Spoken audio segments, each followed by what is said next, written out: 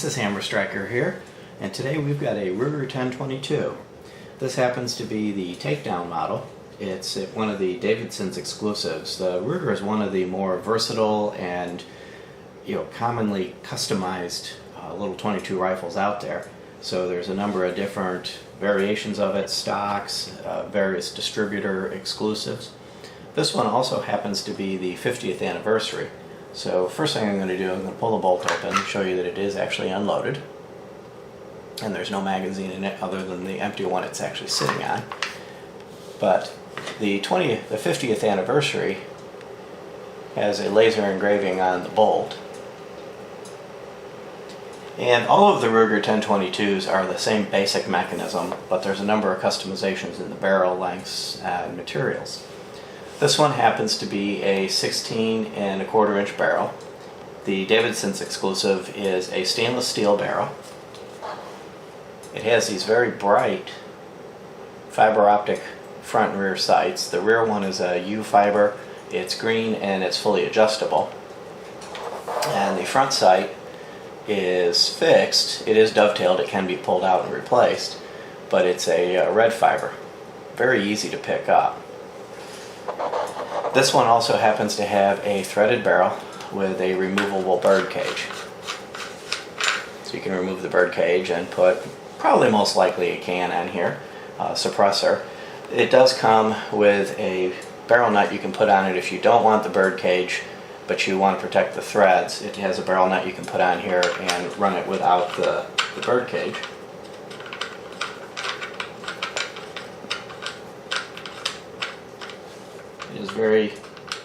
It'd be just right on it to thread it on there without it cross-threading. I'll thread that back on. You want to be careful not to cross-thread it. One of the characteristics of the Takedown is just that you can take it down. And it's very easy to do. First thing you do is make sure it's empty, and you do have to lock the bolt back. And you lock the bolt back by pushing back on the bolt and then pushing up on this bolt catch until the bolt locks. At this point you've got an empty rifle, bolt locked back. You pull back on this little lever and rotate the barrel, and it pops right off. So now you have a very compact little package. And Ruger on the 1022s ships them with this backpack style case, and this comes with all the 1022 Takedowns. It's got a number of pouches, it's got some molly. Internally it's got a pair of pouches. The larger pouch, the rifle itself would actually, the stock part would fit in, and the smaller pouch, either one of the two, the barrel side. If you happen to have a different style barrel, you can put two of them in this pouch. The outside of it allows you to store magazines. This one's actually got in, it's kind of hard to show it to you, but this one's got little pouches in it that'll hold the various magazines. And the top one is kind of just open space. You can put ammo or whatever other accessories you've got. And it has a carry strap. As far as the magazines this comes with, this particular flavor of it, and like I said, these come in numerous different accessory combinations, barrel combinations. This particular one came with a 10-round magazine, and the 10-round magazine fits completely flush.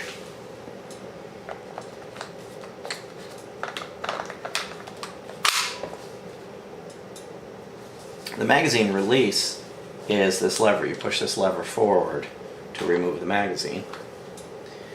It also came with Ruger's BX25, which is a 25-round magazine. And this fits more of like a AK-47-ish profile.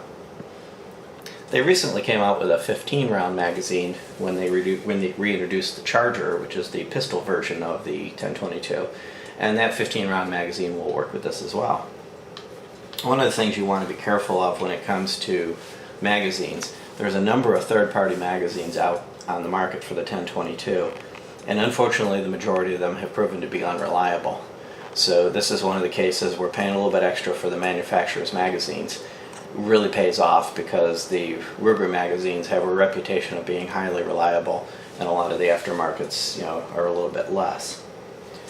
One of the things that you would want to look at on a 1022 takedown is you have to initially adjust the barrel tension. When the barrel locks in, it locks into this collar. And this collar, this rotating ring, sets the tension between the barrel assembly and the receiver and stock assembly. And if it's loose, it'll affect your zero. One thing that I've found with this is taking it down and putting it back together does not affect zero. You put it back together and it's right where it was. But initially, and this is well documented in the manual, initially you back this ring off as far as you can clockwise. That loosens it. You would insert the barrel, which I'm going to turn this around so that even though it's empty, that the barrel's not pointing at Hammer, who's operating the camera. You would then tighten this ring counterclockwise as far as you can by hand, no tools. You tighten as far as you can by hand. Then you would remove the barrel, and it clicks when you turn it. Every time you turn it, there's a little ratchet assembly, it clicks. You would turn it 1 or 2 more clicks. And what you should see when you put the barrel in, if you've got it set right, is as you slide the barrel in, there's a little bit of a spring to it, but it fits nice and tight, but you can turn it with relatively little force. You don't want it to be sloppy, but you shouldn't have to really crank on it to get it to go in there. And at this point, you see it's a nice solid mechanism. At this point, it should be reliable and hold at zero. The only real modification we've had to make to this rifle is it has a rather annoying safety feature. And that safety feature is involved with the bolt release.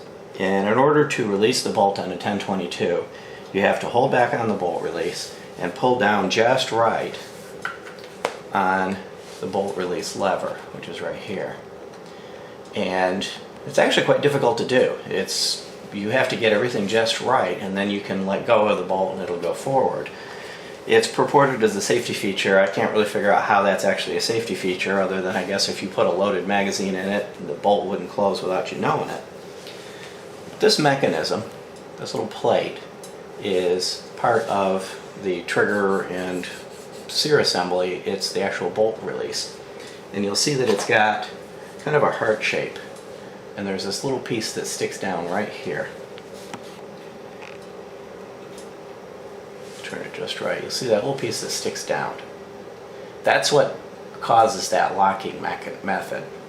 And you can look it up on the internet. There's a dozen videos out there on how to grind that off just right to eliminate the need to pull down on this at the same time as you're holding back on the bolt and looking in exactly the right direction to release it. I happened to take the easy way out. On Midway, I was able to buy a replacement for this plate without that tang for about $13. And it's a drop in. Put it in right in, and that issue went away, and it allowed me to retain the original. That's the only modification we've had to make to these to make them work the way we want them to. One of the other things you'll find, this particular one and many of them are drilled and tapped for either a Picatinny rail or a scope mount, and this version came with a scope base adapter. You just pull the screws out. This comes with the screws. Screw this on in place, and you can now install a scope. But no, this isn't a Picatinny rail. This is a scope base rail. So it kind of has grooves like a Picatinny rail, but it's not. It uses more conventional rifle scope holes. But you can easily buy a Picatinny rail to put on here to mount a standard AR type scope. Cleaning this is actually relatively easy. Unlike some of the 22s, which are difficult to take apart, this one's actually fairly easy to take apart. You lock the bolt open, verify that it's unloaded. In the case of the takedown, remove the barrel assembly. Now this does have a cross bolt safety. You'll see right here it has a cross bolt safety. And what you would do is put the safety, kind of just squeeze it with your thumbs and kind of put it halfway in the middle. Because what you'll see is we're going to drive this whole mechanism up through that hole, and if the safety's in either the on or the off position, it won't fit through. Loosen up one bolt. And this is a captive bolt, so you just turn it till it's loose, and till you can play with it with your fingers. But you don't have to back it all the way out. And then with that safety in the center position, you just push the mechanism through. And now you have your entire receiver ready to go. Now it is important that there are some of these push pins, depending on how often you've taken it apart and oiled it, may actually want to drop out. So when you take it apart and you slide this out of there, you want to make sure you've got it over a surface where one of these happened to fall out, you'd be able to catch it. And then you pop these two pins out, and they're not captive, so you pop them out and you pull them through.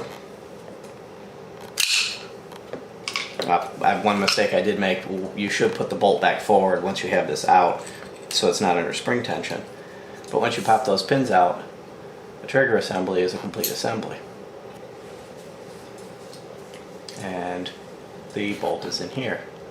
Now, I'm not going to take this all the rest of the way down, but to fully take it down, you pound this pin out, and then you can pull the bolt back, lift it up, and slide it out, clean it, and reassemble it. Reassembling this is relatively easy.